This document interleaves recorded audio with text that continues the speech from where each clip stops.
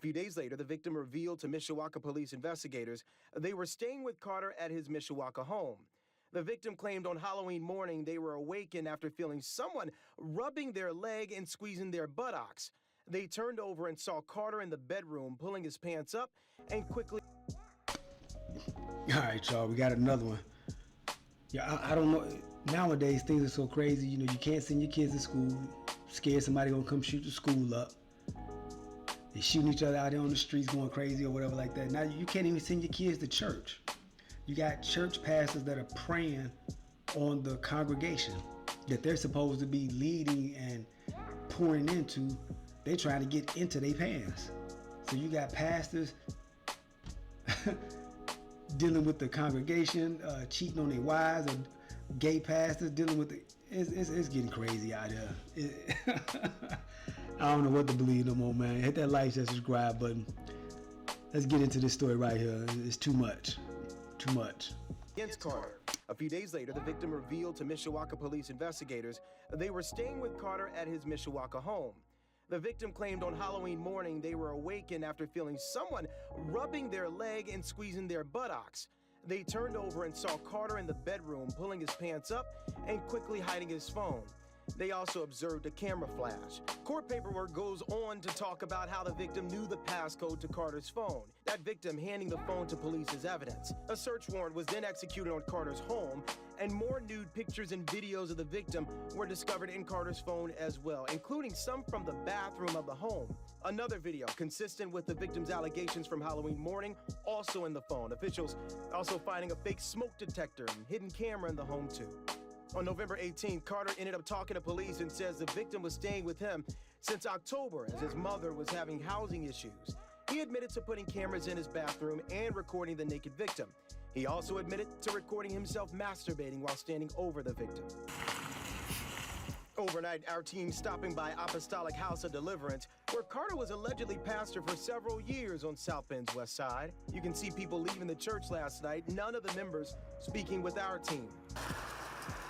Hours later, we went back, but no one was there.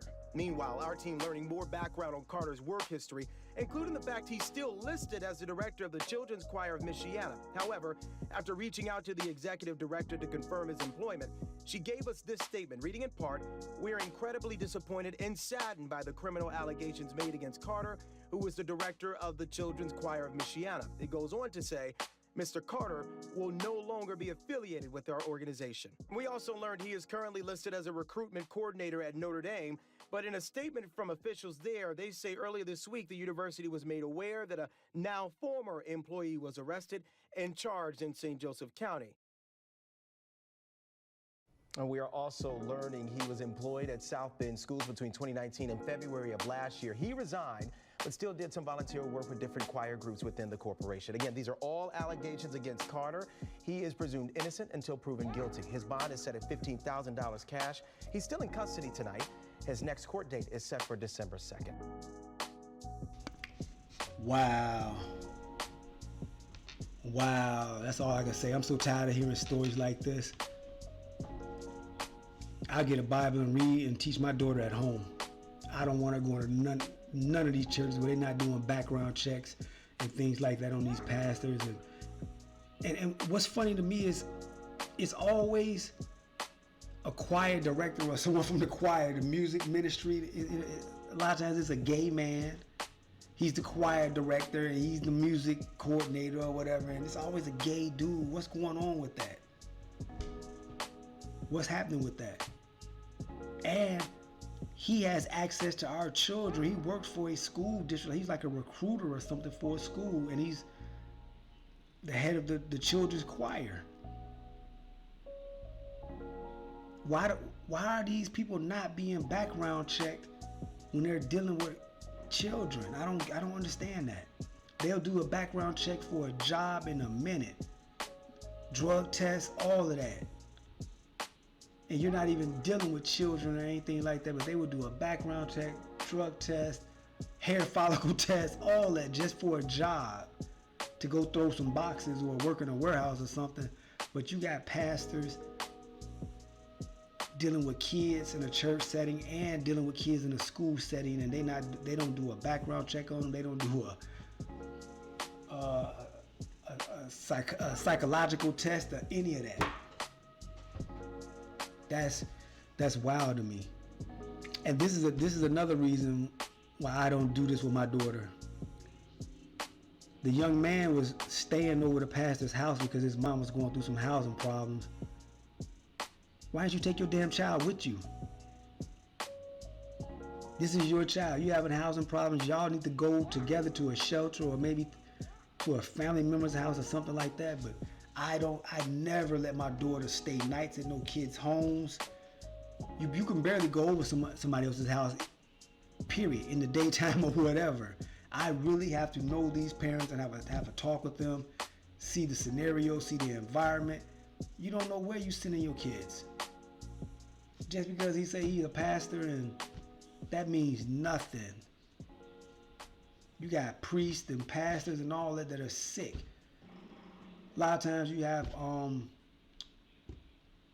Boy Scout and Girl Scout troop leaders dealing and messing and touching with the kids. You can't trust your kids around anyone. You have to be a diligent and a active parent when it comes to who your children are around, what they're being exposed to, what's being exposed to them. It's not safe. It's not safe out here. There's a lot going on, too much going on for you to not have an active eye on what your child is doing. Even with these phones and tablets and things like that, you got to go into these phones and see what they're looking at and what they're pulling up and what games they're playing, who they're talking to with whatever games, and who they're talking to online. And you have to be vigilant. It's so much so that you have to be vigilant with your children around family members sometimes. Sometimes it's your own family member. This is crazy. This is crazy. If this is true, he need to get what he got coming to him. But yeah, I just don't get it. Let me know what you guys think, man. Drop a comment in the comment section. Are you letting your children stay over people's homes without you being present, and not being, unsupervised and things like that? Are you doing things like that, or would you do something like that? Drop a comment in the comment section. Let's talk about it. Elevation Nation Conversations. God Body Sean, I appreciate y'all. I'll talk to y'all on the next one. Peace. I'm winning. I'm winning. I'm winning. I'm winning. I'm winning. I'm winning. Elevation Nation Conversations. God Body Sean.